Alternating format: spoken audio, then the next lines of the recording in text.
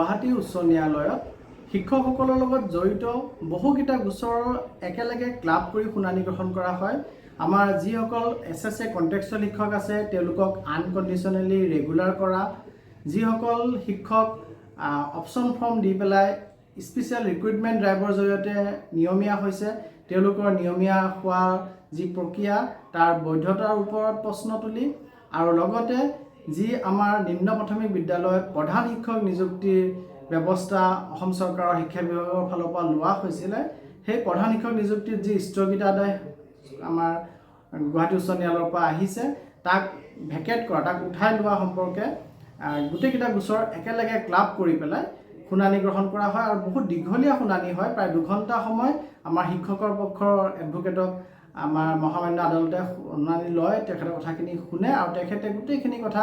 কোৰ্টক অৱগত কৰি শেষত তেখেতৰ ছাবমিশ্যনখিনি দিয়ে, তেখেতে কি প্ৰেয়াৰ আছে সেইখিনি দিয়ে আৰু তাৰ প্ৰতি উত্তৰত আমাৰ যি মহাধিবক্তা আছে চৰকাৰী পক্ষৰ ফালৰ পৰা এডভোকেট জেনেৰেল ডি শইকীয়া ছাৰে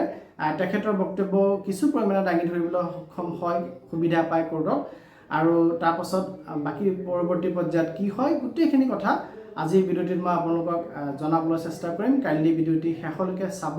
আৰু চাই থকা অৱস্থাত লাইক এণ্ড শ্বেয়াৰ কৰিব আৰু চেনেলটি যদি ছাবস্ক্ৰাইব কৰা নাই ছাবস্ক্ৰাইব কৰিব আৰু ফেচবুকত চাই আছে যদি ফ'ল' কৰিব। আহক আমি গোটেই ফেক্টটোৰ বিষয়ে জানিব চেষ্টা কৰোঁ। মই আপোনালোকৰ মাজৰে এজন শিক্ষক হওঁ, লগতে মই ল' গ্ৰেজুৱেট হওঁ, আইনৰ স্নাতক হওঁ, গতিকে মোৰ সেই আইনৰ যিখিনি ক্ষুদ্ৰ জ্ঞান আছে সেইখিনিৰে আপোনালোকক জনাব চেষ্টা কৰিম। এডভোকেটে কোৰ্টক অৱগত কৰে যে ৰাইট টু এডুকেশ্যন এক্ট 2009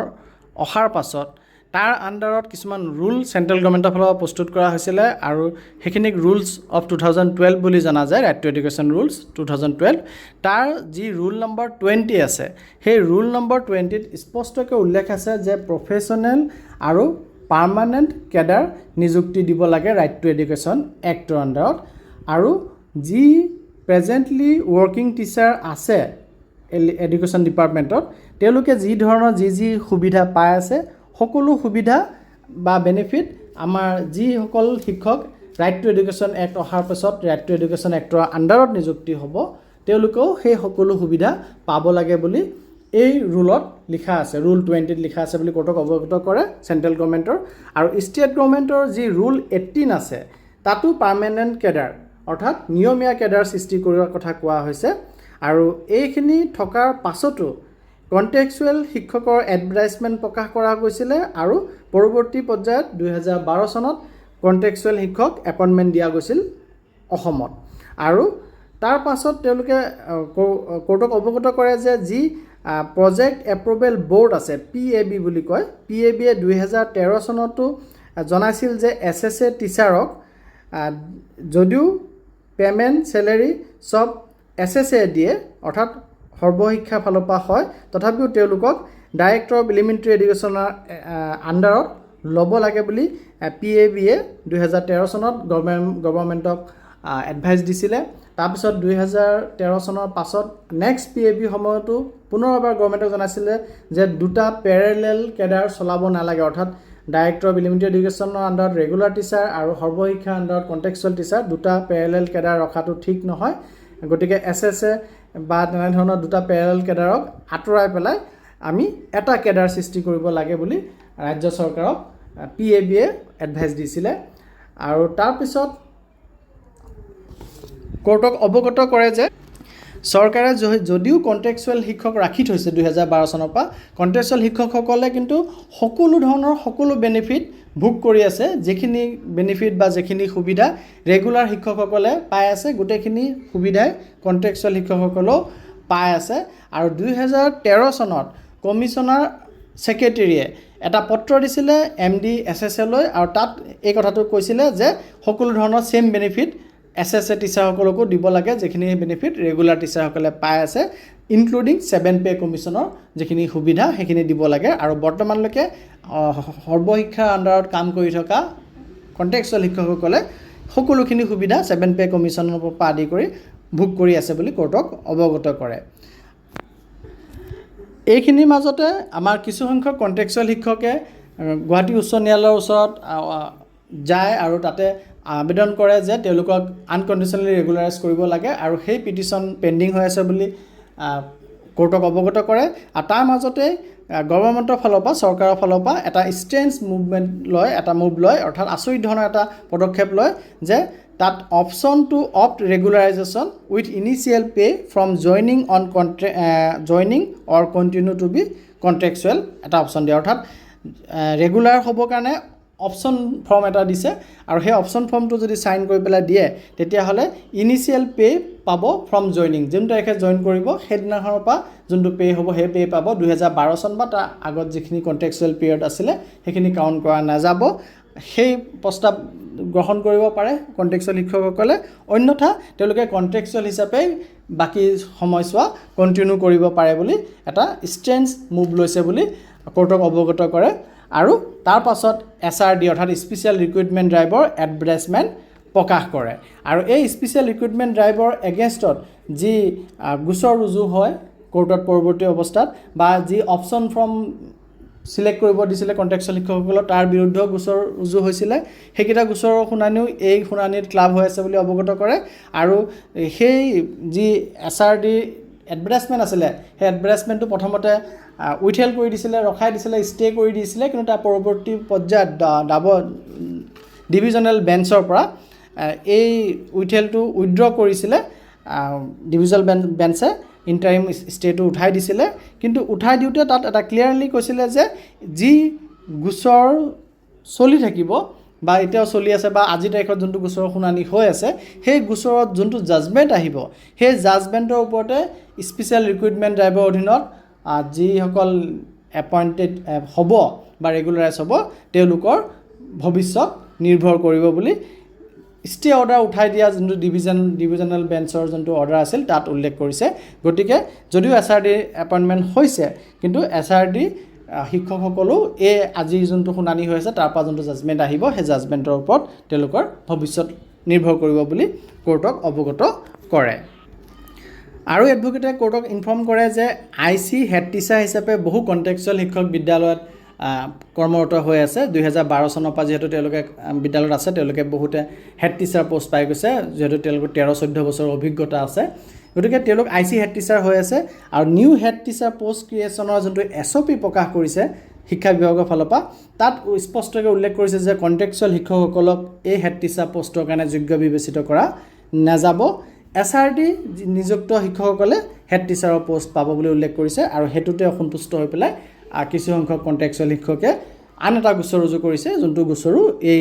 গোচৰসমূহৰ লগত একেলগে ক্লাব কৰি পেলাই আজিৰ শুনানি চলি আছে গতিকে তিনিটা মেইন পিটিশ্যন আছে শুনানিত তিনিটা মেইন পইণ্ট আছে পইণ্ট তিনিটা হ'ল অপশ্যন ফৰ্ম দিছিল যোনটো সিলেক্ট কৰিবৰ কাৰণে সেই অপশ্যন ফৰ্মটোৰ ওপৰত কুৱেশ্যন আছে যোনটো SRD এডভাৰটাইজ দিছে SRD এডটো পুনৰ বিবেচনাৰ কাৰণে ইয়াত আছে আৰু অপশ্যন ফৰ্ম যোনটো দিছিলে প্ৰথম অপশ্যন ফৰ্মৰ কথাটো যোনটো কৈ আছিলোঁ অপশ্যন ফৰ্ম দি পেলাই যোনটো ৰেগুলাৰাইজ কৰিছে সেইটোৰ ওপৰত কুৱেশ্যন তুলি পেলাই পিটিশ্যন ফাইল কৰা আছে গতিকে আনকণ্ডিশ্যনেলি ৰেগুলাৰাইজ কৰিব লাগে SRD এডভাৰটাইজ যোনটো আছিলে সেইটো আচলতে যোন বঞ্চিত কৰিছে কিছু সংখ্যক